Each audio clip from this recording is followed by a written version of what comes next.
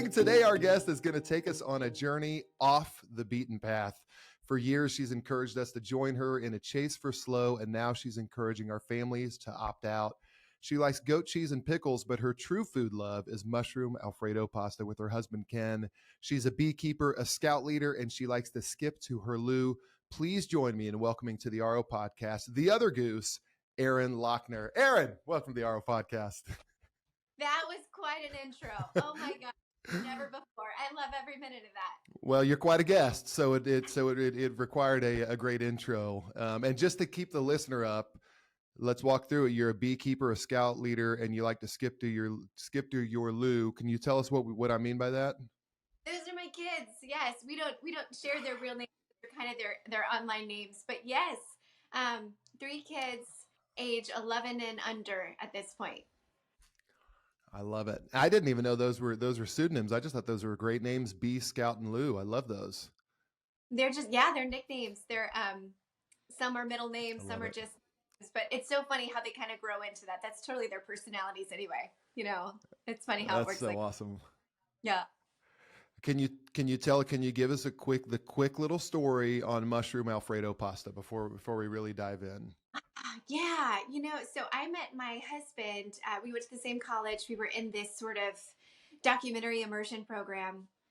And actually, we kind of hated each other at first. There was just something. I thought he was cocky and really he was just assertive. But, I'm from a very small town in the Midwest. And so it was a little bit like, oh, if you talk about yourself, then you're an aggressively confident person. So anyway, we shared a meal, and it was one of those. He made this mushroom pasta. The pasta was fine, but it was one of those meals where we were so engaged and enraptured in the conversation. I mean, it probably went on for 6 hours. I didn't want to adjust my body language just to even think that it was just, we were captivated in this conversation, and we've been chatting ever since. I mean, that we will talk for hours over dinner, and he's the best guy. That's amazing. And then it sounds like the mushroom Alfredo pasta was not that great. So maybe not a great cook, but a great guy, which I love that. That's fun. And that's a much better order for marriages, to go from hate to love versus love to hate. So I like that you started with the bad part first, and then you went right into love. That's wonderful. Got it out of the all right, Erin. So I love it. You have a great story, and I would love for you to walk us through. I'll start with kind of at the midpoint. You had this HGTV show, you had 1 million followers on socials, kind of a who's who client list, and then made this decision to walk away from all of it. Will you take us back to before then? Like, will you tell us about your ascent? What got you to the show and all the followers and the client list? Will you tell us a little bit about the ascent? Yeah. So we had this .com show, and it really starts kind of in early 2000. The internet 2.0, kind of when the internet was sort of built with the nerds just who were programming, in basements and in dorm rooms and whatever.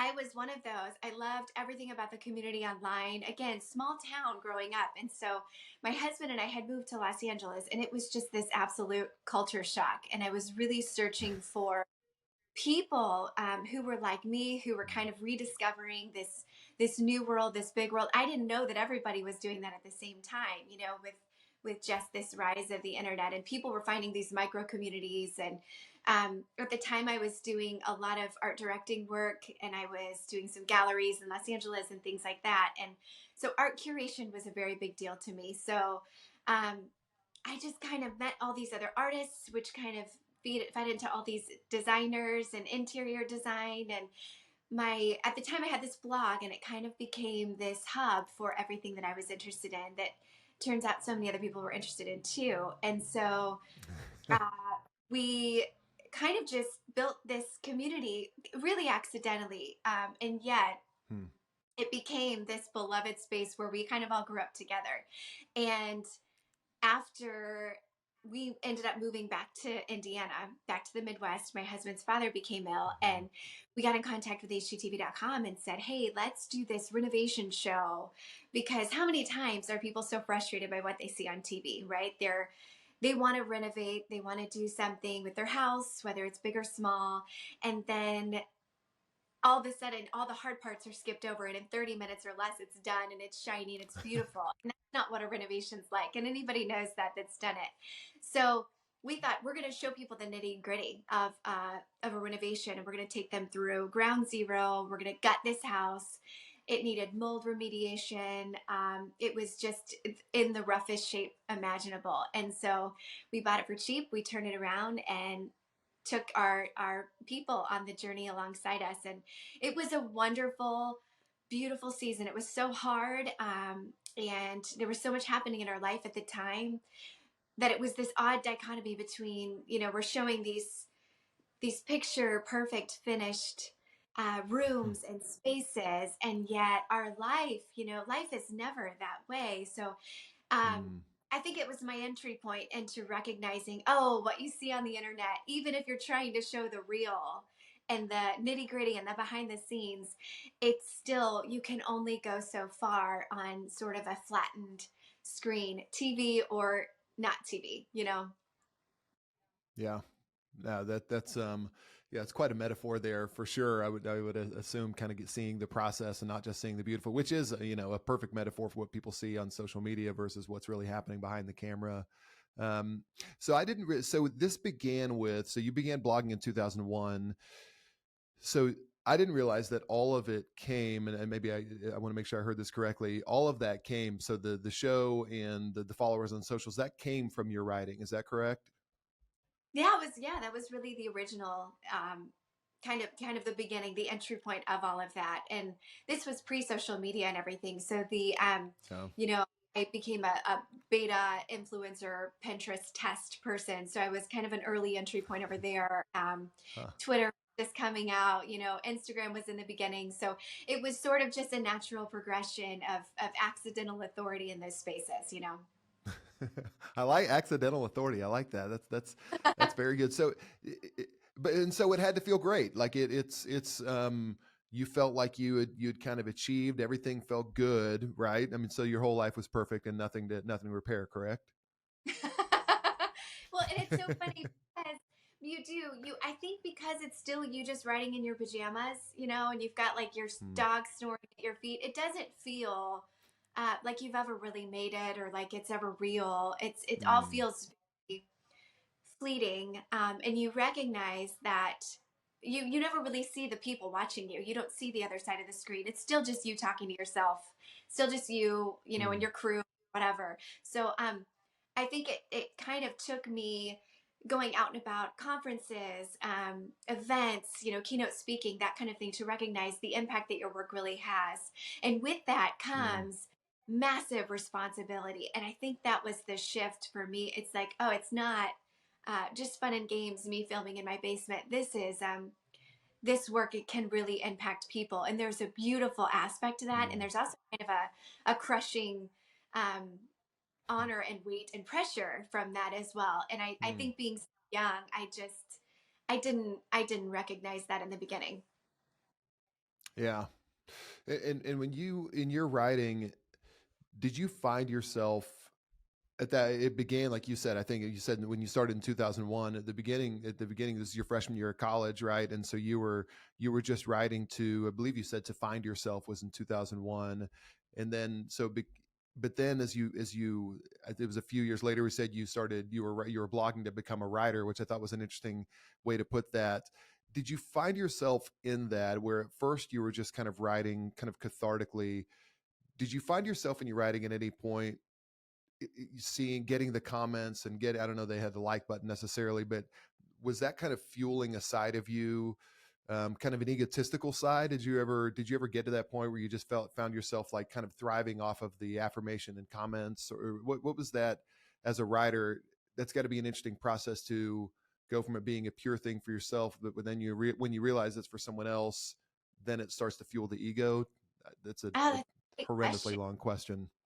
Yeah, I think I would be lying to myself if I said it didn't at all affect how I wrote. I do think that there was a point in which I recognized, oh, there are people listening, and so I should say something of substance. And I do think there was also Mm, this part where you're kind of wrestling with the idea of how do I do this the right way? How do I do this the best way? Because it's all you're kind of just exploring in the beginning, and then you start to take it a little seriously because other people are taking it seriously, and then I think that's when the second guessing mm, begins. Like, am I doing this right? Am I doing this right?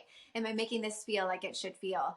um, I do think I had the blessing of there were other avenues of work, and I think it at the time, shortly after the show, we took a hiatus to have my first baby, and I think I was a little bit insulated from that just because there was so much else I was bad at. You know, the motherhood thing was so hard, that it was like I can't put any more energy into trying to learn how to do something else for somebody else because this baby is the toughest critic I've ever had. So I think it was a little bit like, let's focus on being really great at that, and whatever I can handle online is that.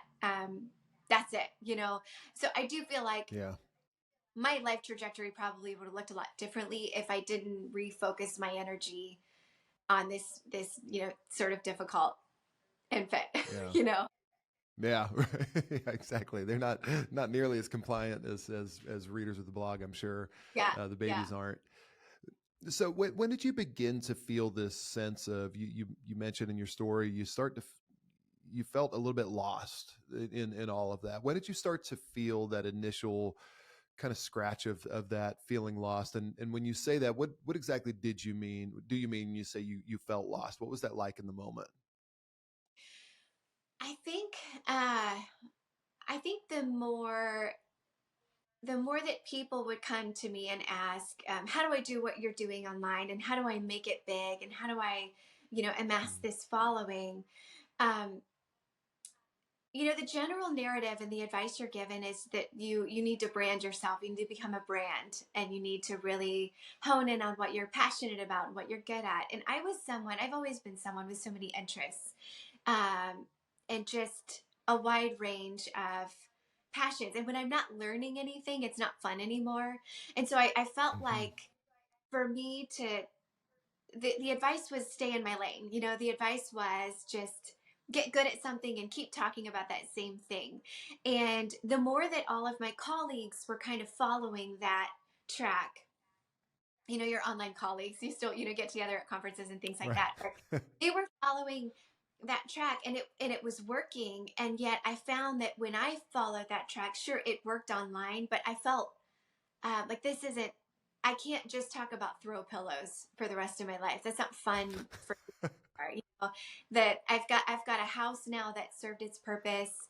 But I felt like, and not that it's wrong to care about throw pillows forever, never, never. I still find No. myself spending too much time thinking about the right one if I'm designing a space. But to me, once this space is designed and it works for your family, you can kind of hang up your hat for a while, and it's always growing, and you can Mhm. reassess. But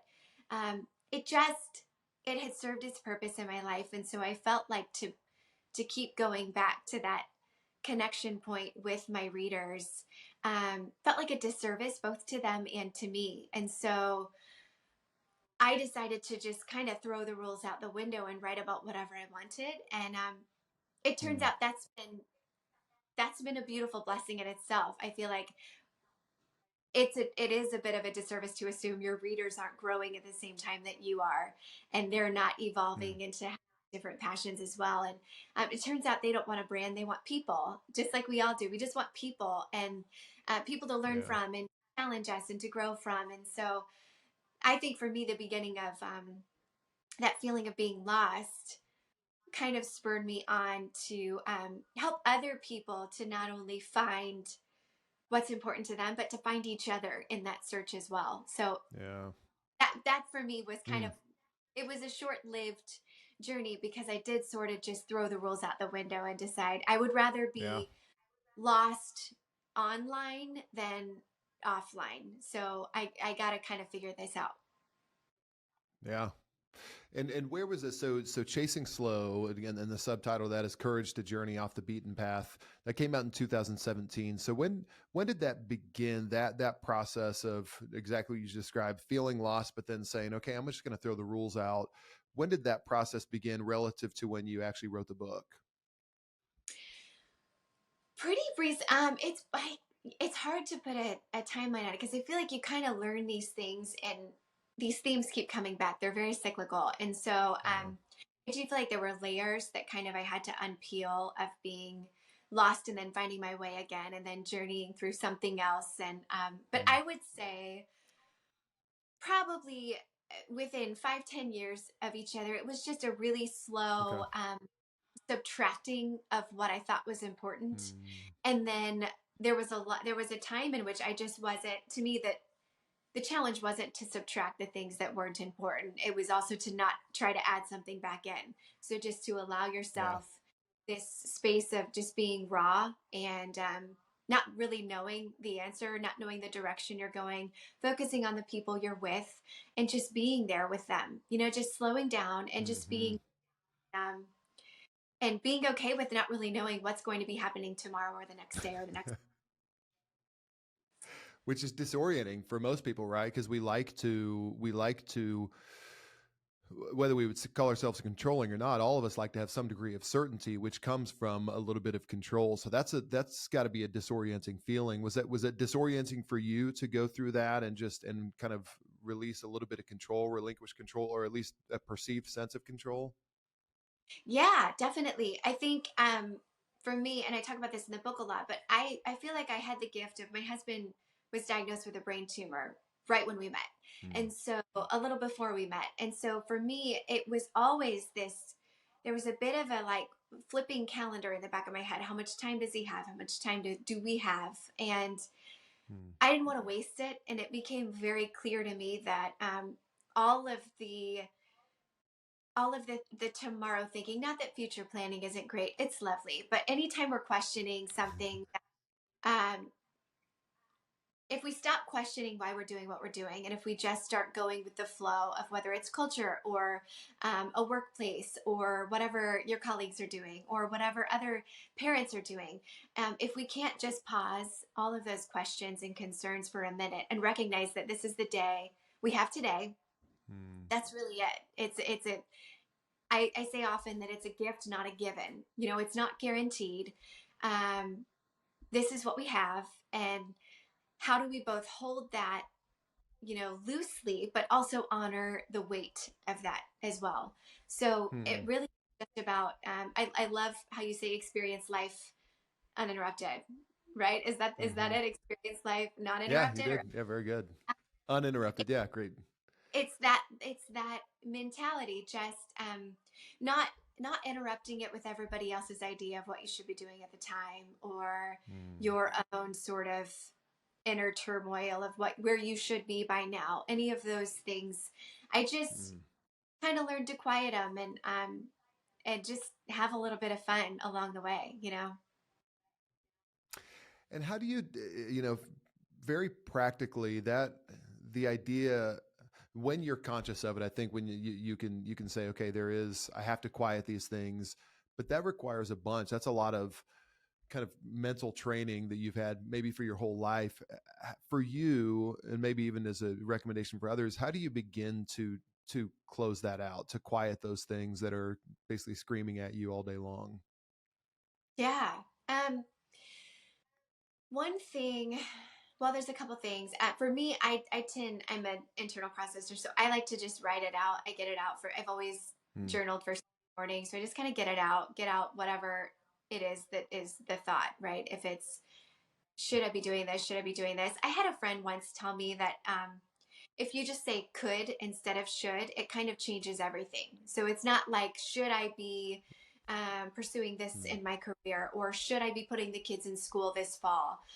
It's a question of, could I put the kids in school this fall? Okay, well, what would that look like? Or could I pursue this career path? Well, what would Hmm. that look like? What would that feel like? Because it sort of changes the question from an expectation to a curiosity. It's a little bit Hmm. more exploratory and less kind of pressure cooker sort of. So Yeah. that has always worked for me. Just there's no harm in just getting curious and playing around. There are so many ways to live a beautiful life. There are so many wonderful avenues we could take as humans and as families. And so just asking yourself, um, if there's a thought in your head, if it's maybe a voice from a parent that placed a lot of pressure on you as a kid, that voice isn't wrong. That voice isn't bad. If we just make it one path of many that we could offer, that we could pursue, Mm. then it makes it a little fun. It's like, well, does that sound like a good thing to do on paper? Does it feel good if we think about it?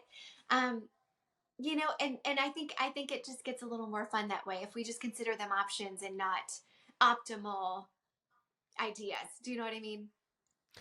Absolutely. I mean, what a great idea.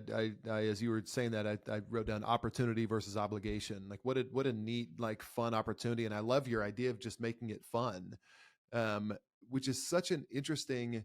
It what stands out to me there by changing from should to could, it completely changes your perspective on it, which shows just the value of the power, really, of self-talk, the power of the words you use. I feel like this has been impressed on me more and more lately, and just how very, very important words are.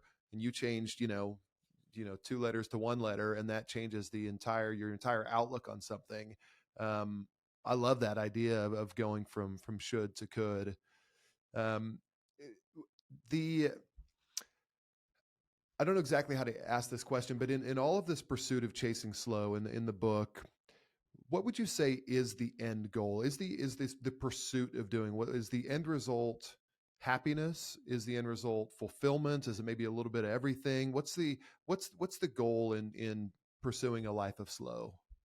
Mm, I like that question.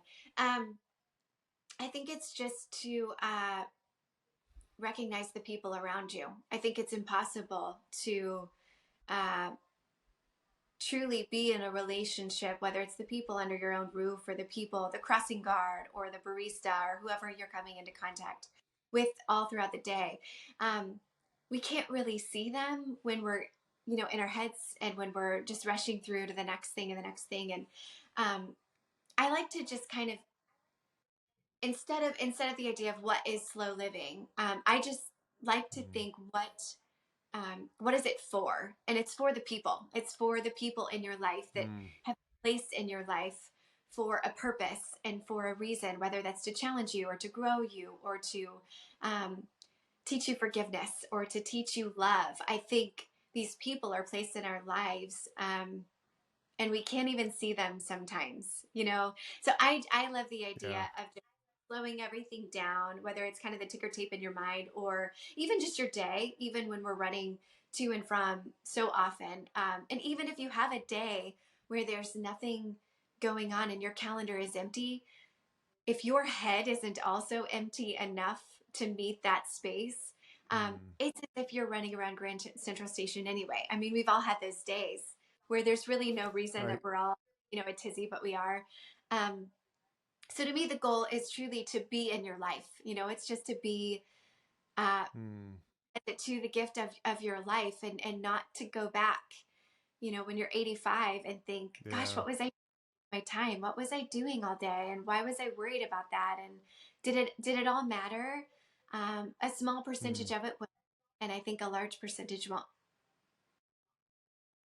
Yeah, I think you're right. It's I think about really meaningful moments in my life, and they have been as a result of just kind of slowing it down. Whether it's with my kids, whether it's in a grocery store and seeing something I wouldn't have otherwise seen, being able to intersect with somebody, and you have those moments you want to do them more because you see how valuable they are to yourself and to others, and just this cool opportunity. So when you go legitimately, like if you go to a coffee shop, are you out? And one word that you use, which I love, is you use notice a bunch. Which, by the way, the term RO means to notice. So I'm a big fan of the word of noticing and notice. So, are you looking for opportunities like that when you're out? What does that look like for you? Are you legitimately out looking for an interaction with the barista or people like that? How does that play out in your life? Yeah, I really am. I would say the majority of time I am. I mean, number one, it makes life more fun. You know, anybody can order a coffee, but if Mm, you're thinking about the person serving the coffee, that's just more fun. But I think, yeah, I think that for one, I'm wired that way. I'm wired to observe, and I think that that's mm, just one way to live your life. But I don't think that means it's only for the people wired that way. I think everybody, I'm not a small talker. I've never enjoyed it, but I do find so much value in encouraging the people in your path and in fostering that connection. And I have just met the wildest people. I have three different Uber drivers that I'm still friends with from probably, I don't know, 5 years ago. Years ago. So now amazing. have you just you meet these people and you find them to be fascinating, and I think everyone is fascinating, and um, Mm, it just it adds that much more value to your life when you allow people to teach you something. And really the first step of that is noticing them and asking them questions and noticing when you can tell when you think they're having a bad day. And yeah. one of my husband, our very first date, after the pasta, we went to the movie theater and there was a gal serving popcorn and a guy serving popcorn, and their body language, it was like, there's something happening here, what's going on? And um, we probably spent 20 minutes talking about, are they in a relationship and they're fighting, or is it like, what is happening? There's something crazy. So anyway, it just makes life that much more exciting, and I think that's why I love Mm, to what you're doing, because those are those nuances you don't get on screens. You really don't. It's got to be yeah. that the body language, the face-to-face interaction, the meeting people in real life that you see every day, but that you slowly get to know more and more about, just based Mm, on those interactions. yeah. My brother Jacob was telling me the other day, as he was in a cab in Chicago, and he had this, and I'll see if I can explain it well. I love the way he said it, but he was saying, if you were to meet somebody in another city and you realize you had a mutual friend, you would get so excited. You'd be like, "Oh my gosh, I can't believe you know such and such." You'd probably even take a picture together. And he had this epiphany as he was talking with this cab driver in Chicago. He goes, "What if we had that, knowing that like God has made us both? Like, you know God, I know God. Are you kidding me? Like, let's be friends." Like, and I love the idea of taking all of that zeal that you would have from meeting somebody who you had a mutual friend with in a far off city with everybody you meet, because you're all created by the creator, right? Like, how fun is that idea? And it sounds like you implement that sort of concept within your life. Oh, I never thought about that, but you're right. I love every second of that. Just this brotherhood that comes from being in the same place in the same big world at the same time. That's crazy. And here you are crossing paths and Yeah. exchanging. I just it's that's a great way to put it. I love that so much. I like that a bunch, and and again, but to you, like back to your point, like it's just that constant, and it goes back to having. I want you to talk about this concept, but it's about having some margin in your life. Will you talk about the concept of margin, kind of what it is, how to build it in, and what that just how powerful that the role it can play in our lives. Yeah. I'm almost I rely on margins almost to a fault. I mean, I'm the person, I like to be at the airport 2.5 hours early, just in case you meet somebody. I don't know. You never really know what's going to happen. But I remember, and this probably comes from growing up, but I remember my mom always would think in 15-minute chunks of time, right? It wasn't that you got to be across town in 5 minutes, because you can't do anything in 5 minutes. It's always 15 minutes. And it allows, for surprise.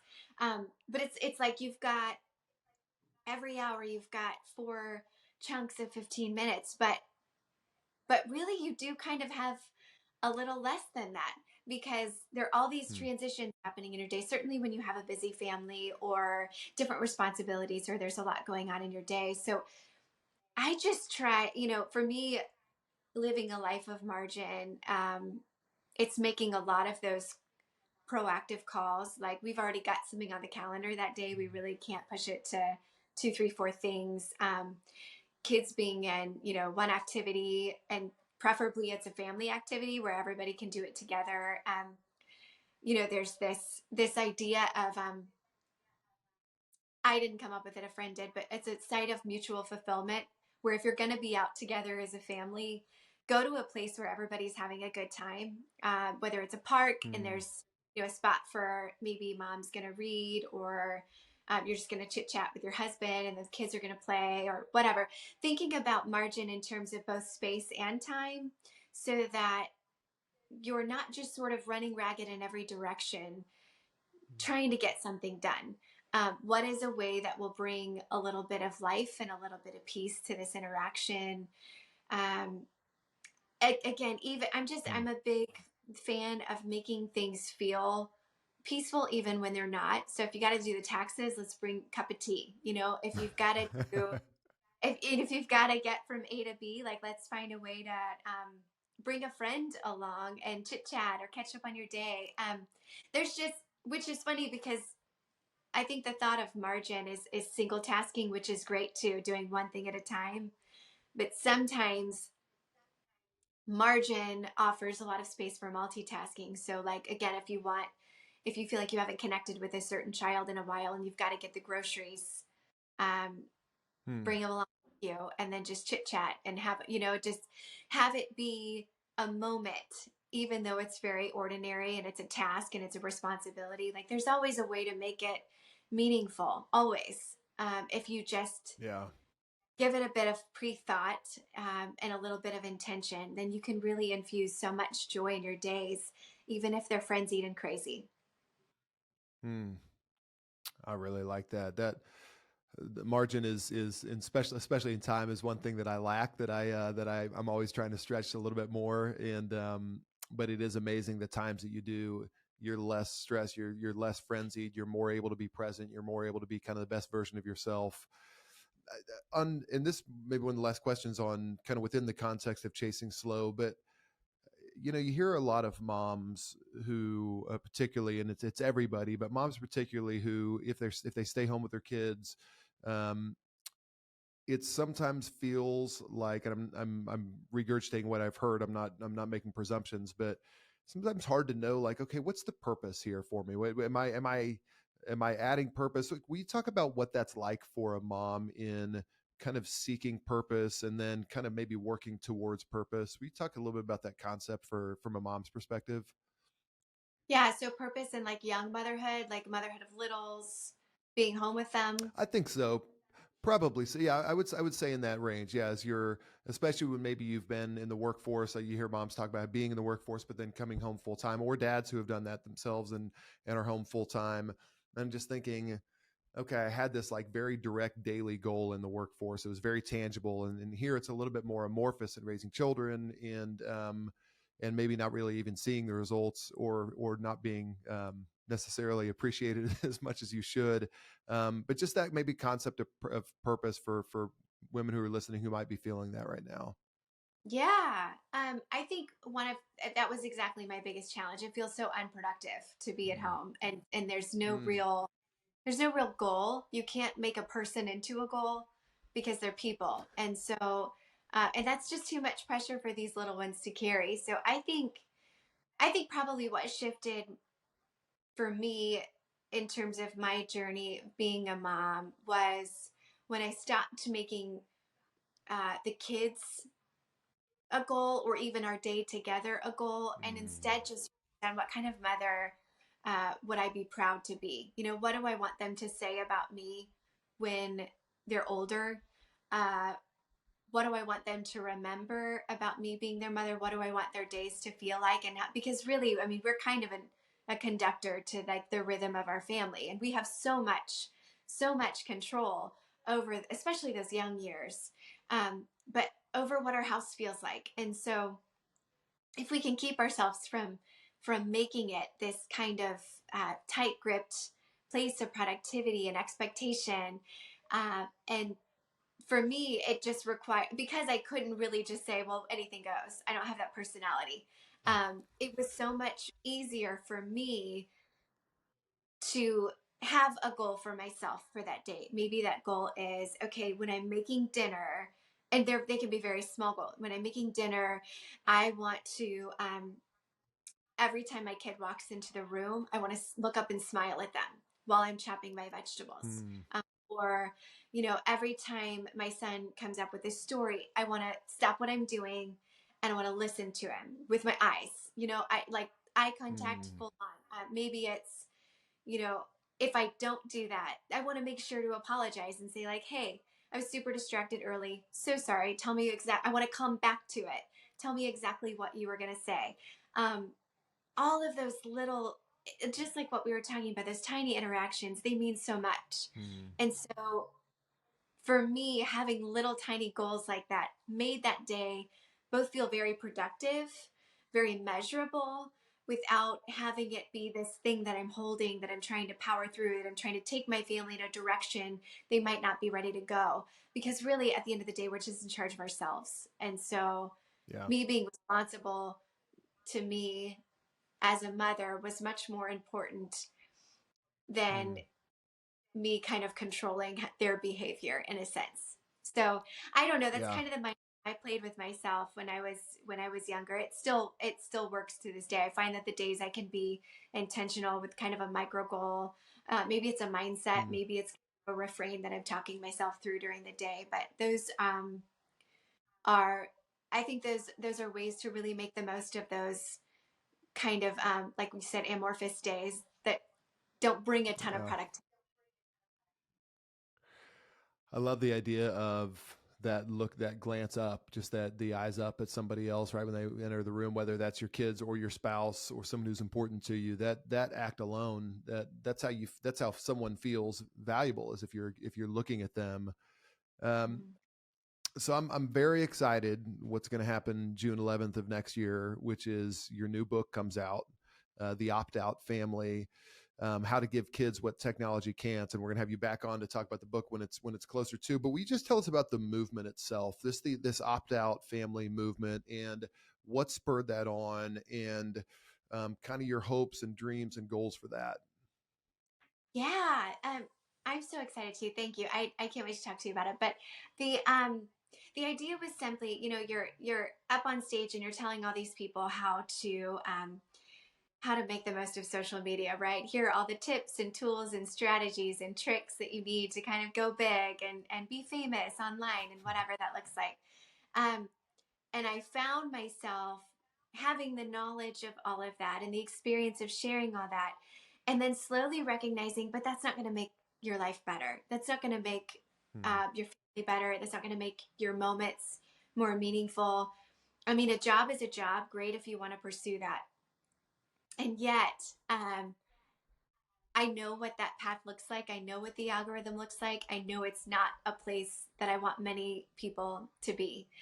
Certainly not children. So for for me, it's kind of funny because my journey has been through this.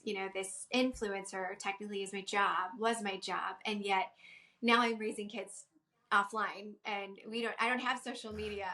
I I yeah, I have a flip phone. It's just the idea of taking all of these strategies that you learn for making impact and influence online, and I'm teaching parents how to do it in their home. So the idea is Hmm. essentially, let's not kind of follow the path of these like tech bros in hoodies. Let's not co-opt their goals or what their idea is for what your family should be or should look like. Let's not follow their algorithm path. Let's follow ours. Let's make our own. Let's lead our family into a direction where we actually want to be. And how can we kind of use this super engaging, just uh, like captivating thing, um, Hmm. and how can we do that for our own good? Our own family's motto is be more engaging than the algorithm. And so Hmm. just the idea that we can take away kids phones and we can make these offline moments, but if we're not replacing them with anything better on the other side, then it's a bit of a lost cause. So how do we rally around these kids and make sure that it's not just no phone, no phone, no phone, but here's something better that offers life and nourishment and engagement Hmm. and fun and excitement, and one of the chapters in the book is about gamification, and you guys do that so well with the product itself. How do we make this a competition and a contest and this fun family bonding thing where we're all in it together? And that's the beauty of family. It's just being all in it Hmm. together, and not us versus them, or adults with their phones and kids not with their phones, all of it. So anyway, I'm so excited. I'm excited to talk about it more. Well, and you said it's so important. We've had this whole idea of just abstaining from technology, and as if that in and of itself has any purpose, or as if that has any kind of fulfillment. It's not, but it is, to your point. Like, if we forget about what's on the other side, the relationships and all the good stuff that comes when you do that, then it's all for nothing. But if you can say, if you anchor it to something much more valuable, much stronger, like what you're describing, that's where I really think people will see major changes, not just for the sake of putting your phone down, right? I think that's effectively what you're saying, right? Exactly, exactly. You got it. It just has to be more engaging on the other side for everybody. So, yeah, I Yeah. don't want to like all the parents have to be cruise directors and make it a festival every day, but I do think um, whatever your family the most belonging and togetherness, like let's focus on that rather than the idea of taking Mm, away something. Let's just replace it with something better. yeah. All right, one last question that's actually kind of a two-parter. If for somebody who's listening today, other than going and getting Chasing Slow the book, which they need to, and other than going and reading Design for Mankind, which they need to, or pre-ordering the other book, if someone wanted to start today, what's the one first step for something you'd recommend for somebody on how to chase slow? And then secondly, what's the one first step that someone could take today in beginning that opt out process for their families? What's kind of step one on both of those, chasing slow and opting out? Yeah, I like that. One thing in the research for this new book, I talked to a bunch of people in Silicon Valley, and one was a venture capitalist, and he talked to me a lot about first order thinking versus second order thinking.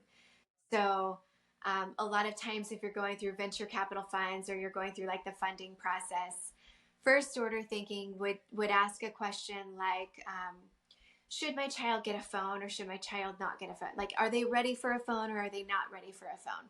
Second order thinking is just a layer deeper, and you're going to ask yourself, it's kind of the should and could. Well, should they get a phone? I don't Hmm. know. Could they get a phone? Sure. What happens next? So, second order thinking is the phrase, what happens next? Um, Hmm. and I think that applies to so much in our life. If we make this decision, what happens next? If we take this off the calendar, if we remove ourselves from this commitment, what happens next? If we add this commitment, what happens next? I think the answer to that, it kind of teaches you and trains your brain to challenge things a little bit, to not just sort of go with the flow of the culture or the school or technology or whatever is sending you down whatever path. I think it challenges you to just pause and ask yourself, Hmm. is that really what we want? Is whatever happens after ABC, is that what we want? Um, ask that pause is so important, and not only the question, but the pause, the transition. A lot of Hmm. times I'll tell, especially young moms or moms with people at home or parents, where the day is very full of demands that aren't necessarily your own. You're sort of just in response reaction mode a lot of the time. You're just kind of responding to whatever, and you're just a little bit like you're just kind of a wall for all of their needs. Um, Hmm. what I found myself as a young mom was you reach that point of your day where you're like, I need a minute to myself. I just need a second to check in. Yeah. And then you maybe put the kid down for a nap or you have them busy with something else. But then what do? A lot of times you go and you busy your mind again with something else. You think that Hmm. whether it's you're going to your phone or you're going to something else, that thing is usually just it's a trick of as if you are meeting your own need because you're meeting your need of Hmm. time and yourself a break, but you're not actually nourishing really any part of you. It's just sort of a quick response of, great, I've got the kids down. I'm gonna get the dish done. I'm gonna check my phone. I'm gonna go on social media, whatever. Um, so paying attention to those transitions where you do have a moment to yourself, just put yourself back in your life for a minute. Just check in with yourself. Mm. Just be you and a person without any new input from something else, from some productivity high or some uh, whatever a mom in Minnesota is doing on your social feed. You don't need to know that. Just stay in your life for just a minute, be there, and that nourishment and that restoration comes, and you can remember where you are for just a minute. You can remember who you are for just a minute, and I think those transitions in that day, just they Mm. make all the difference in the world. I love that. I love that second order thinking. And that's true, by the way. I mean, that answers both questions, that chase slow and opting out, that just going a layer deeper. And like you said, not getting caught in the current. That's a great way to, I'm going to begin doing that day. I think we can all do that day, just asking that next question. Um, Erin, thank you. This is wonderful, and I'm excited for people to go get the book. It's been out for a few years, but it still applies today, maybe even more so today with how hectic things are. But will you walk people through where they can go connect more with your work, your books? We'll have it in the show notes as well. But will you walk us through a few places where people can go do that? Yeah, sure. I'm not on social media, but I'm on my Mm-hmm. original long ago blog is designformankind.com. I'm at the optoutfamily.com and othergoose.com, which is just a whole another side project. So yeah, it's but I love chatting with anybody. Email is probably your best bet if you want to just chat, or Uber drivers. I collect them, so we'll just all get them. I love let's all go collect an Uber driver today. I love that. And please, and again, I'll plug it as well. Again, Chasing Slow. Go buy the book anywhere you can buy books. But Erin, thank you so much. So grateful for your work. So excited to talk next year as well about the new book about the opt out family. But thank you so much for joining us today on the Aura Thank podcast. you. Thank you so much for having me.